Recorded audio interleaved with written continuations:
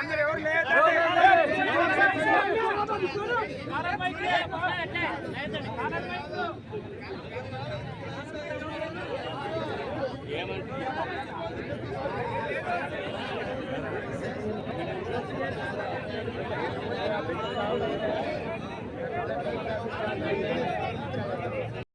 ఈరోజు ఇక్కడ నిన్న చెన్నకేశ్వరరెడ్డి గారిని సిఐ అనలాని మాటలని గౌరవపరిచిన సందర్భంగా ఈరోజు మా కార్యకర్తలంతా ఈరోజు ధర్నాలో పాల్గొనడం జరిగింది. అయ్యా, ఎలక్షన్ అన్నాక సామరస్యంగా జరగాలి. గత 5 సంవత్సరాల్లో చెన్నకేశ్వరరెడ్డి గారు రాజ్యం వెళ్ళినప్పుడు ఎవరిని తెలుగుదేశం వాళ్ళని ఏ విధంగా ఏ ఎలక్షన్లు కూడా అడ్డుకోలేదు. ఇది ఈరోజు సాగునీటి సంఘాల ఎలక్షన్లో కూడా ఈరోజు ఆయన పోలీసులు అడ్డం పెట్టుకొని ఈరోజు జరపడం జరిగింది. అయ్యా, నీకు దమ్ముంటే అందరినీ ఓటర్లని ఓటింగ్లో పాల్గొనిచ్చి మళ్ళా జరపండి ఎలక్షన్లు. ఇప్పుడు నేను జరిగిన ఎలక్షన్ రద్దు చేసి మళ్ళా జరపండి, దమ్ముంటే మీకు మా ప్రతాపం మేము చూపిస్తాం. ఈరోజు ఆ సిఐ ఎవరైతే సిఐ ఇబ్రాహిం గారు చెన్నకేశ్వరరెడ్డి గారికి క్షమాపణ చెప్పాలని మేము డిమాండ్ చేస్తున్నాం.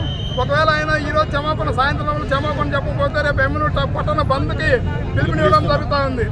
కాబట్టి అందరూ కార్యకర్తలంతా రేపు బంద్లో పాల్గొనాలని మా కార్యకర్తలందరినీ పేర్కొంటాను. Thank you.